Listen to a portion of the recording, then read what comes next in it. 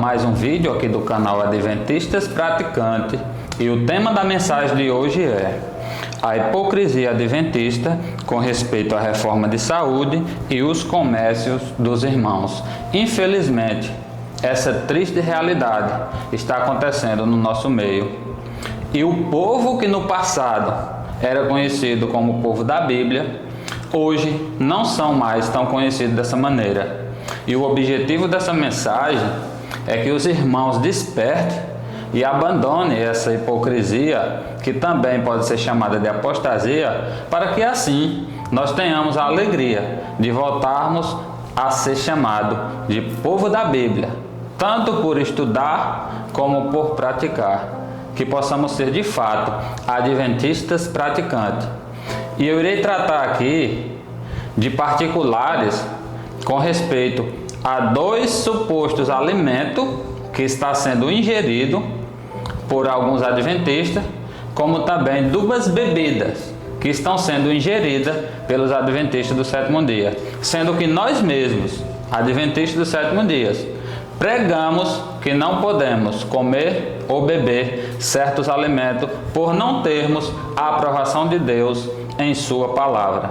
E eu convido você nesse momento a abrir a sua Bíblia em 1 Coríntios, no capítulo 3, e vamos analisarmos junto o que está escrito no versículo 16 e 17 de 1 Coríntios, capítulo 3, que diz assim: não sabeis que sois santuário de Deus e que o Espírito de Deus habita em vós? Se alguém destruir o santuário de Deus, Deus o destruirá, porque o santuário de Deus que sois vós é sagrado. À luz de 1 Coríntios, aqui no capítulo 3, os versículos que foram lidos, é deixado bem claro: o nosso corpo é o templo, é a habitação, é o santuário do Espírito Santo. E o Espírito Santo quer habitar em nós, capacitando-nos para termos uma vida santa e impactar pessoas ao nosso redor com o estilo de vida moldado e restaurado à luz da palavra de Deus. E aqui deixou bem claro que se alguém destruir o templo, a habitação, a morada do Espírito Santo, Deus também vai destruir essa pessoa. E nós, ao pregarmos, tanto no púlpito como no estudo bíblico, quando passamos para alguém no lar da própria pessoa, a gente mostra essa doutrina bíblica com respeito à reforma de saúde. Mas quando se trata da prática, nem todos os irmãos praticam. E a pergunta é: o irmão adventista do sétimo dia, que está transgredindo esse princípio, que para Deus tem o mesmo valor que a guarda do sábado, o mandamento que diz que não é para adulterar, que não é para matar, a pergunta é: como a igreja está lidando com essa pessoa? Ela simplesmente está lá no altar do Senhor, cantando, pregando, talvez fazendo oração, liderando um pequeno grupo, sendo professor de uma escola sabatina, fazendo parte de qualquer departamento e até mesmo da comissão? Ou essas pessoas estão passando por uma disciplina? Essas pessoas que estão insistindo nesse erro, porventura alguma já foi removida do rol de membro? Esse pecado que essas pessoas estão cometendo, que realmente é pecado, eu vou mostrar aqui. O que a igreja tem feito diante dessa situação? Você acha que elas estão fazendo isso por ignorância? Falta de conhecimento? Ou é por rebelião? Elas conhecem, endurecem o coração e insistem em transgredir a palavra de Deus.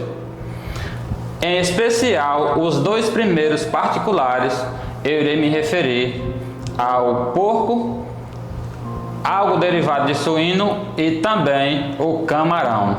E convido você a abrir a sua Bíblia no livro de Levítico, capítulo 11, e vamos analisar, à luz da palavra de Deus, o que o Senhor tem para falar com cada um de nós. Levítico capítulo 11, começando aqui versículos 7 e 8, que diz assim: também o porco, porque tem unhas fendidas e o casco dividido, mas não rumina, este vos será imundo. Da sua carne não comereis, e nem tocareis no seu cadáver. Estes vos serão imundo. O capítulo 11 de Levítico vem falando das duas classes de animais que se encontram aqui no planeta Terra: os animais limpos e os animais impuros. E Deus dá aqui algumas características desses animais. E com respeito ao porco, Deus deixou bem claro que nós não podemos comer e nem tocar, nem mesmo no seu cadáver. E o que tem acontecido é que os nossos irmãos, alguns dos nossos irmãos, tanto estão comercializando, no sentido de mortandela suína ou mista, linguiça ou calabresa, salgadinhos de bacon, e eles estão fazendo isso de forma natural. Alguns irmãos, ao chegar em uma lanchonete, comem enroladinho com salsicha suína, comem uma torta ou comem uma lasanha com presunto suíno, e eles estão fazendo de conta que nada está acontecendo. Continuando aqui, no versículo 10 do mesmo capítulo 11 de Levítico: porém todo o que não tem barbatânia nem escamas, nos mares e nos rios, todos os que enxameiam as águas, e todo ser vivente que há nas águas, estes serão para vós outros abominação. Nesse versículo 10, aqui falou a palavra os que enxameiam as águas. Aqui é uma aplicação direta ao camarão, à lagosta, ao caranguejo, dentre outros frutos do mar, como também do rio. Você pode estudar de forma profunda, você pode pesquisar, que você vai ver que aqui é uma aplicação direta para o camarão. No capítulo 11 de Levítico, Deus não tem como aqui falar o nome de todos os animais do mundo, que são muitos. Como João deixou bem claro no seu livro, nem tudo for escrito, porque se fosse, nem no mundo inteiro não caberiam os livros. Então Deus fala sobre a característica. Por exemplo, quando vai falar da espécie do roedor, aqui não vai falar do preá, não vai falar do mocó, não vai falar da capivara, mas lá fala alguns nomes e diz cuja a sua espécie. Então é toda a espécie, nós não podemos comer. E aqui uma aplicação direta para o camarão. E eu gostaria de ser bem sincero e afirmar que com frequência, quando eu estou em uma lanchonete, inclusive aqui no meu povoado, alguns irmãos chegam lá e compram o acarajé. Alguns insistem em comer o acarajé com o camarão, outros pedem sem. Mas aqui é um detalhe: você vai comer o acarajé sem camarão, sendo que ele foi fritado no mesmo óleo do acarajé com camarão. Então não existe diferença. Os malefícios desse animal, inseto, suposto alimento, vai estar sendo transferido para o acarajé sem camarão, porque foi fritado no mesmo tacho, no mesmo óleo e do lado do acarajé com camarão. Se você acha que é correto comer o acarajé sem camarão, fritado no mesmo óleo que foi o acarajé com camarão, porque quando você chega no restaurante aí na sua cidade e você vai ali para um self-service colocar a sua comida, e tá ali alguns tipos de feijão, todos contendo carne suína, bacon, calabresa suína, por que você não pega o feijão e deixa então a carne suína lá dentro? Percebe? Com respeito ao feijão com suíno, você não come, mas o acarajé sem camarão você come, mas ele foi fritado no mesmo óleo que continha camarão. Essa é uma realidade que acontece aqui no nosso meio. E o objetivo dessa mensagem é trazer para os irmãos um conhecimento mais profundo com respeito a esse assunto, para que assim seja abandonada essa prática e o nosso Deus possa ser honrado, e a promessa de Deus em Joel capítulo 2 e também em Atos dos Apóstolos no capítulo 2, que é o derramamento do Espírito Santo como um torrencial ao que chamamos de chuva serôdia, se cumpra na nossa vida e que possamos ser ungidos ou possuídos do Espírito Santo e sermos capacitados por Deus para concluir a sua mensagem aqui na terra. Mas nós também sabemos que muitos dos nossos pecadinhos pecadinhos de estimação muitas vezes, estão afastando as promessas de Deus da nossa vida. E com respeito ainda ao particular do camarão e também do suíno, o pior de tudo não só é o fato dos irmãos estarem ingerindo esse tipo de alimento, mas também vendendo. Isso mesmo. Comércios de irmãos aqui do meu distrito, você chega lá e eles estão vendendo camarão. Lá vai ter os pacotinhos de camarão. Como também eu já citei, alguns derivados de suíno. A pergunta é, se eu não posso comer, porque Deus proíbe na sua palavra, por que eu tenho que vender? Que testemunho um adventista do sétimo dia está dando para uma pessoa que não é da nossa igreja, que não tem a mesma fé que nós, quando você ou alguém da igreja tiver contato e for evangelizar essa pessoa, que chegar o momento da reforma de saúde, que a igreja, o irmão citar nessa questão do porco ou do camarão, e esse teu aluno simplesmente disser, porque o seu irmão fulano ou a sua irmã fulana vende, você vai dizer o quê? O que é que você vai ter para dizer para essa pessoa? Seja sincero e fale a verdade. É porque essa pessoa está se apostatando, está fugindo dos princípios da palavra de Deus, não tem um compromisso real com Cristo e insiste em transgredir. Mas a igreja é muito séria no que ela prega e no que ela diz. E nós acreditamos sim na reforma de saúde e sabemos que foi Deus que deixou para o nosso bem, para que assim a gente possa ter saúde e adorar Ele da melhor forma possível. E eu vou partir agora para o segundo particular dessa mensagem, que é com respeito às bebidas que estão sendo ingeridas por uma boa parte dos irmãos adventistas do sétimo dia. E infelizmente eu não tenho visto ninguém da nossa igreja ou até mesmo da liderança se posicionar com respeito a isso. E eu estou me referindo ao consumo da Coca-Cola e também do café. E eu vou pegar nesse momento aqui o livro Conselhos sobre Regime Alimentar, escrito por Ellen White. Ellen White é a profetisa do Senhor para os últimos dias. Foi uma mulher maravilhosa, uma excelente serva do Senhor, norte-americana, que por volta ali mais ou menos de 1843, 1844, ela recebe de Deus um chamado profético. E ela escreveu à mão, num período da história que não existia nem caneta. Ela escreveu 100.000 páginas. Ela falou sobre sexualidade, ela falou sobre saúde, ela falou sobre educação, ela falou sobre finanças, ela falou sobre família, sobre vários particulares, inclusive a questão da reforma de saúde. E muitas das coisas que ela escreveu no passado, quando não tinha nem o avanço da ciência como se tem hoje, hoje a ciência está comprovando que realmente o que ela falou é verdade. E tudo o que ela falou, ela recebe de Deus visão através da inspiração do Espírito Santo. E assim escreveu para nós. E eu já falei em um vídeo aqui e volto a repetir.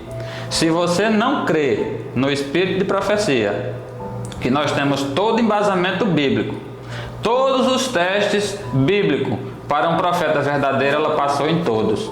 Se você não acredita que Ellen White foi uma profeta de Deus e que seus escritos foram inspirados para nós e para todo mundo, para os dias atuais, você pode ser qualquer uma outra coisa, menos um adventista do sétimo dia. E no livro Conselhos sobre Regime Alimentar, na página 327, eu vou estar apresentando aqui alguns princípios que se aplicam diretamente para a questão da Coca-Cola. Não que tenha o nome aqui. Você não vai encontrar também na Bíblia o nome maconha. Mas nós sabemos que nós não podemos fumar maconha. Você não vai encontrar na Bíblia o nome cocaína. Mas sabemos que nós não podemos estar cheirando pó, como existem pessoas que fazem. E existem muitas outras coisas que na Bíblia não tem o nome, mas existe o princípio base, e nós sabemos e por isso não podemos transgredir. E o problema principal da Coca-Cola é a açúcar e também a cafeína em excesso, que eu vou mostrar aqui os malefícios desses dois ingredientes. Capítulo 19, o tema vai falar sobre sobremesas, que diz assim, na página 327. Açúcar não é bom para o estômago, causa fermentação, e isto obscurece o cérebro e ocasiona mau humor. Já começa aqui um triste malefício do açúcar, que cerca de 70% da Coca-Cola é açúcar. De tão doce, a pessoa não vomita por causa que o ácido não permite sentir o excesso daquele doce. E continua aqui e diz assim: o açúcar abarrota o organismo, entrava o trabalho da máquina humana. Essa é uma realidade. E continuando aqui o texto, eu não vou ler todo, o capítulo é extenso, mas eu vou ler aqui uma parte. A serva do Senhor teve o privilégio de visitar um irmão que estava com alguns problemas de saúde. E ao conversar com ele, ela descobriu que o problema é açúcar. E você vai ver o que aconteceu na história desse homem. Ela diz assim, fui chamada a visitá-lo quando se achava doente. Já havia conversado com ele acerca de sua maneira de viver. Não me agrada o aspecto dos seus olhos, disse-lhe eu. Ele usava grande quantidade de açúcar. Perguntei-lhe por que fazia isso. Disse-lhe que abandonara o uso da carne e não conhecia melhor substituto do que o açúcar. Seu alimento não satisfazia, simplesmente porque a esposa não sabia cozinhar. Percebe-se o que aconteceu? Ele decidiu tornar-se uma pessoa vegetariana. Sabemos que uma pessoa vegetariana não vai consumir nada de origem animal, mas ele possivelmente não tinha uma boa condição financeira para comprar bastante frutas ou verduras, comer uma alimentação mais saudável, que pudesse estar repondo as necessidades da carne, que por sinal a carne ela nos deixa com maior apetite. Muitas vezes você tem ali simplesmente um feijão com arroz e você fica sem apetite para comer. Mas se tiver uma carne, você vai conseguir comer com maior facilidade. E esse camarada deixou bem claro aqui que ele não encontrou um substituto melhor para a carne do que açúcar. Talvez você está se perguntando: que loucura é essa? Não, você precisa entender. Não é que ele deixou de comer a carne e agora começou a pegar e comer açúcar. Eu vou explicar para que você compreenda. O camarada chegava em casa para almoçar, ou para merendar, ou para jantar, e ele não conseguia comer. Aqui deixou bem claro, porque a sua esposa não sabia cozinhar. Muitas vezes a comida estava crua, outras vezes não tinha sal, ou não tinha muito sabor, e ele perdeu o apetite, principalmente por ter abandonado o uso da carne. Mas aí ele encontrou, digamos assim, refúgio na alimentação contendo açúcar. Digamos que você vai numa açaiteria tomar um açaí, coloca ali vários tipos de guloseima, aquilo passa a ser algo apetitoso, algo gostoso no sentido de sabor, como também viciante por causa do açúcar. E aqui, continuando o capítulo, vai falar: ele comia bolo, ele comia pudim, ele comia várias coisas contendo açúcar, que passou a ser um viciado no alimento com açúcar, e simplesmente cada dia que se passou estava mais doente. E continuando, veja o que aconteceu. Quando fui visitar esse doente, procurei explicar-lhes tão bem como pude como devia fazer, e logo ele começou aos poucos a melhorar. O camarada começou a ouvir os conselhos da serva do Senhor e começou a dar certo. Mas veja que ele deu um vacilo e veja o que aconteceu. Mas imprudentemente usou suas forças quando não podia ainda, e comeu pequena porção de alimento de qualidade imprópria, e de novo branqueou. Dessa vez não houve remédio para ele. Seu organismo assemelhava-se a uma viva massa de corrupção. Morreu vítima da má cozinha. Procurou fazer o açúcar substituir o alimento apropriado, e tão somente piorou a situação. Então aqui deixou bem claro, ele tentou substituir o alimento apropriado, no caso ele comia a carne do animal limpa, claro, e ele foi negligente em tirar a carne, e agora voltou-se a alimentação com açúcar. E no final de tudo, o que aconteceu? Morreu. Mas eu vou mostrar aqui ainda um pouquinho aqui com respeito ao prejuízo do açúcar. E segundo a luz que me foi dada, o açúcar, quando usado abundantemente, é mais prejudicial do que a carne. essa é uma realidade que a gente precisamos estudar muito sobre o assunto, para que não venhamos ser ignorantes com respeito a esse particular. Eu não estou aqui em momento algum afirmando que é pecado comer açúcar. O que está sendo apresentado aqui é o excesso, e o excesso de açúcar que contém na Coca-Cola.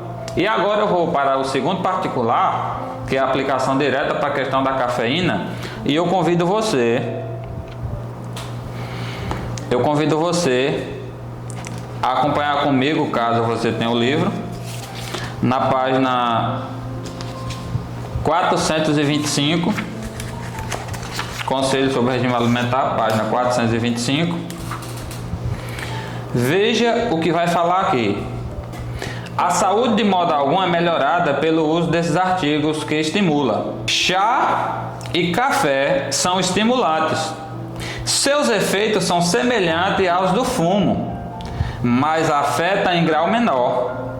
Os que usam estes venenos lentos, como os fumantes, pensam não poder passar sem eles, porque se sentem muito mal quando não têm estes ídolos. Veja que interessante. Deus deixou bem claro que tanto os chás, que eu vou explicar aqui, é o chá verde, aquele pacotinho que já vem o nome no rótulo. Existe o chá preto, o chá mate, que são chá que contém um alto teor de cafeína, e também o café. Deus não está falando aqui de você fazer um chá de erva cidreira, de capim santo, capim limão, como alguns chamam. Não, fazer um chazinho da folha da laranja. Ele está se referindo a esses chás que já são preparados com cafeína, e também o café. E aqui Deus deixou bem claro que esses chás de café são ídolos de muitos. E como os fumantes afirmam que não pode passar sem o cigarro, sem o fumo, as pessoas que estão ingerindo esse tipo de chá e o café afirmam da mesma forma. E vocês vão perceber o motivo. Os que condescendem com um apetite pervertido fazem-no com prejuízo à saúde e do intelecto. Não pode apreciar o valor das coisas espirituais. Suas sensibilidades são embotadas, e o pecado não se lhes afigura muito maligno, e não consideram a verdade de maior valor do que tesouros terrenos. A mente está tão sobrecarregada com o prejuízo causado pela cafeína, como também pelo açúcar que contém nesse chá, nesse café ou na Coca-Cola, que não consegue mais discernir as coisas espirituais das coisas materiais, e passa a ser algo comum, porque a mente está sobrecarregada. E continuando aqui diz o seguinte: tomar chá e café é pecado, com descendência prejudicial, que como outros males causa dano à saúde. Aqui deixou bem claro, é a voz profética, é a autoridade aqui na terra que está falando. Tomar chá que contém cafeína e tomar café é pecado. E eu gostaria nesse momento de abrir com você a Bíblia. A gente vamos analisar aqui o que se encontra em 1 João. 1 João capítulo 3, versículo 4, que diz assim: todo aquele que pratica o pecado também transgride a lei, porque o pecado é a transgressão da lei. Então veja, o apóstolo João aqui, inspirado por Deus, ele deixou bem claro que quando uma pessoa comete o pecado, está transgredindo a lei de Deus, os 10 mandamentos, porque o pecado é a transgressão da lei. Então, se o pecado é a transgressão da lei, e eu cometendo pecado eu estou transgredindo a lei, aqui deixou bem claro que tomar café é pecado. Você percebeu? Toda vez que você toma café, para Deus é a mesma coisa de você matar alguém, ou transgredir o sábado, ou adulterar traindo sua esposa ou seu esposo. Para Deus não existe essa historinha de pecadinho e pecadão. Pecado é pecado. E ele deixou bem claro aqui: se você está cometendo pecado, você está transgredindo a lei. E aqui ficou bem claro que quando você toma café, você está pecando. Você vai continuar, irmão, cometendo pecado diante de Deus tomando café, talvez você esteja falando, esse homem está louco. Eu não estou preocupado com o que você vai achar com respeito a mim. O meu dever como servo do Senhor é trazer essa advertência. Não adianta você chegar no templo do Senhor no sábado, subir no altar e cantar um louvor, ou até mesmo ministrar a palavra.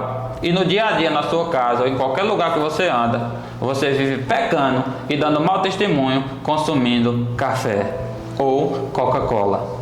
A Coca-Cola, pelo alto índice de açúcar e de cafeína, que é um estimulante e viciante, e o café, que aqui já ficou claro que é pecado. E acompanhando aqui, voltando um pouquinho aqui na página 421, diz assim: o chá é venenoso para o organismo. Os cristãos devem deixá-lo em paz. Esse chá que contém cafeína. A influência do café é até certo ponto a mesma do chá, mas o efeito sobre o organismo é ainda pior. Os bebedores de chá e de café apresentam no rosto os seus vestígios. A pele torna-se pálida, tomando um aspecto sem vida. Não se lhes vê no semblante o brilho da saúde. Isso acontece com as pessoas que com frequência tomam tanto café como esse tipo de chá contendo cafeína. Eu já ouvi muito, e acredito que você, pessoas afirmar que a cabeça dói quando não toma o café, pessoas afirmar que não dorme se não tomar o café.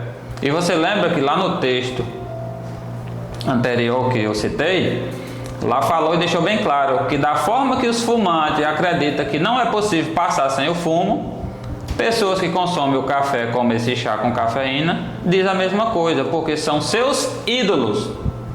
E quando você está adorando um ídolo, um Deus que não é o Deus verdadeiro, você torna-se uma pessoa idólatra.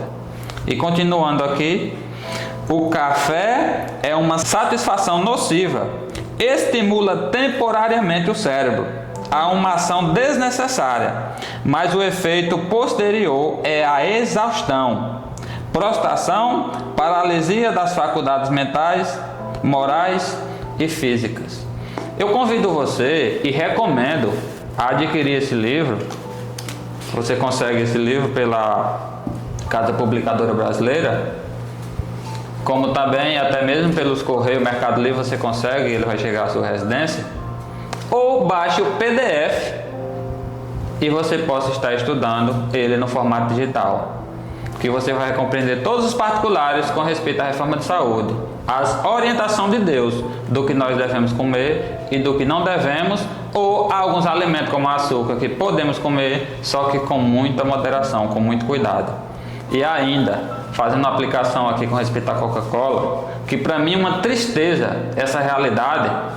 Esses dias aqui no meu distrito, teve uma programação da igreja, no caso na cidade próxima ao distrito, e meu irmão ficou responsável para estar guiando ali tanto o cantor como o pastor, para o hotel, para o evento e também levar ali para o restaurante. E meu irmão, sendo uma pessoa vegetariana, sentou à mesa juntamente com o cantor e o pastor, enquanto ele comia a comida mais saudável possível, juntamente ali com o suco natural de laranja, o pastor adventista estava tomando Coca-Cola. Isso é uma miséria. Alguém que deve nos dar o exemplo, que deve, tem por direito, porque afirma ser chamado por Deus para esse objetivo, deveria dar exemplo e ensinar os irmãos, é uma das pessoas que está transgredindo. E eu não estou aqui dizendo que é todos os pastores, porque eu sei que não é. Mas existe pastor negligente, existe dos nossos anciãos também negligente, e existe muitos filhos adventistas como membros da igreja que estão transgredindo esse particular com frequência. Outro dia, um irmão aqui da comunidade, tirando onda de mim, tirou uma foto, virando a garrafa da Coca-Cola e enviou para mim, como também postou nos status do WhatsApp. A pergunta que eu faço diante dessa situação: o consumo dos derivados de suíno e a venda, o consumo do camarão e a venda, o consumo da Coca-Cola e também a venda nos comércios dos irmãos, aqui no meu distrito, porque eu não conheço o restante do país. os irmãos nos seus comércios estão vendendo a Coca-Cola e também vendendo o café. E muitos irmãos estão tomando a Coca-Cola e estão tomando o café. E diante dessa mensagem que Deus apresentou, que tomar café é pecado, e quando você comete um pecado, você está transgredindo a lei, e que esse chá estimulante e viciante é prejudicial, e também a Coca-Cola, por causa da cafeína e do açúcar e inúmeras outras drogas. Diante dessa situação, com o conhecimento a respeito desse assunto, o que você irá fazer? E eu faço uma pergunta diretamente aqui para a nossa liderança, que chamamos e conhecemos como a comissão da igreja, tanto aqui do templo, o qual eu faço parte, como de todos os demais do distrito e também de qualquer lugar do Brasil ou do mundo, que essa mensagem chegar ao conhecimento dessas pessoas. Você, meu pastor adventista do sétimo dia, e todos os pastores adventistas do sétimo dia, como também os anciões, que conhecemos como o segundo pastor. Se o pastor não está presente, a responsabilidade dos irmãos está sobre os anciões, como também o diácono-chefe e todos os departamentos da igreja. O que vocês irão fazer diante dessa situação? Vocês irão dedicar um momento o mais breve possível para visitar esses irmãos, ou talvez fazer ali uma reunião, juntamente com todos eles, que é possível juntar sim, talvez até em um grupo do WhatsApp, ou talvez em uma reunião via Zoom. Vocês irão preparar um momento especial para tratar desse assunto e resolver essa questão? Ou os irmãos vão continuar tomando Coca-Cola e café, cometendo pecado diante de Deus, porque está escrito aqui que tomar café é pecado, e vocês vão estar escalando essas pessoas para estar cantando, pregando, liderando a igreja, fazendo parte de escola sabatina, sendo professor de pequeno grupo? Vocês vão fazer de conta que nada está acontecendo e que eu apenas sou um crítico, um fanático, alguém que está se tornando um dissidente, um adventista.com que anda catando os pecadinhos da igreja e expondo na rede social? Saiba que eu não sou nada disso que você está pensando, caso eu esteja pensando. Eu sou um servo de Deus, um pecador, eu peco todos os dias e busco a Deus corrigir os meus defeitos. Eu clamo pela misericórdia do Senhor na minha vida. E como o apóstolo Paulo falou, eu faço dele as minhas palavras. Eu quero muitas vezes o bem estar em mim, mas eu não consigo. O mal que eu não quero, esse sim eu consigo. Que da mesma forma você tem suas lutas e suas dificuldades. Você comete também, como eu, falhas e pecados tremendos. Mas louvado seja o nome do Senhor, porque nós reconhecemos e nos voltamos à presença do Senhor e nós clamamos pela misericórdia. Mas nós conhecemos na palavra e sabemos, para que a promessa de Deus se cumpra na nossa vida, para que o Espírito Santo seja derramado sobre nós, nós precisamos estar em dias com Deus. Quando Acã cometeu o pecado, escondendo o que Deus proibiu, todo Israel foi disciplinado. Acã teve a oportunidade de diretamente dizer: sou eu o culpado. Deus tinha perdoado o pecado dele e tinha cessado a praga sobre Israel. Sabe o que foi que Acã fez? Acã escondeu. E Deus agora começa a mandar olhar de tribo em tribo, de casa em casa, e chegou até nele. E ele ainda não confessou. E por isso Deus disse: tire do arraial e mate apedrejado. E a praga cessou de Israel. Enquanto você, meu pastor, e meu ancião, ou qualquer líder de outro departamento, estiver acalentando o pecado na casa de Deus, a praga não irá cessar. A praga da morlidão, da frieza espiritual, da apostasia, do pecado oculto, acariciado, dos ídolos, dos vícios, irá permanecer. As intrigas, as indiferenças que a igreja primitiva resolveu entre eles, para receber o Espírito Santo, a chuva temporã, e hoje prometida para nós a chuva serôdia, não virá enquanto nós não fizermos como eles.